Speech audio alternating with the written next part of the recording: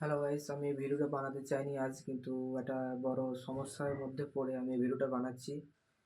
তো ভিডিওটা পুরো না দেখলে তোমরা অনেক কিছু মিস করবে। কাল আমি আমার ইউটিউব চ্যানেলের জন্য একটা ইউটিউব স্ট্যান্ড বানাচ্ছিলাম, ভিডিও স্ট্যান্ড, যেটা আমি এখানে বসে ভিডিও করতাম।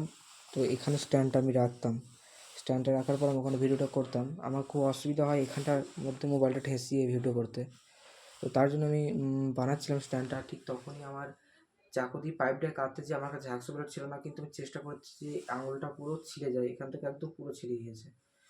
তো তোমরা সাপোর্ট করছো না। একটা ভিডিও বানাতে আমাদের খুবই কষ্ট হয়, শুধু আমার না, যত কন্টেন্ট ক্রিয়েটার আছে তাদের প্রচুর কষ্ট হয় একটা ভিডিও বানাতে। তোমরা হয়তো ভাবো যে একটা ভিডিও বানাতে কষ্ট হয় না, তা সত্যি ভাই। তুমি দেখো, একটা আঙুল ছিঁড়ে গেছে।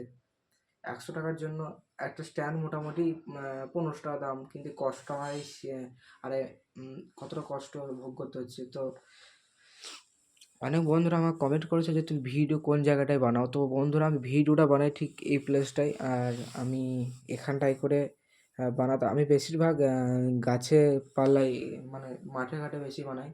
কিন্তু আমি একটা স্টুডিও রুম করবো ভেবেছি, এটাকে আমি স্টুডিও বানাবো।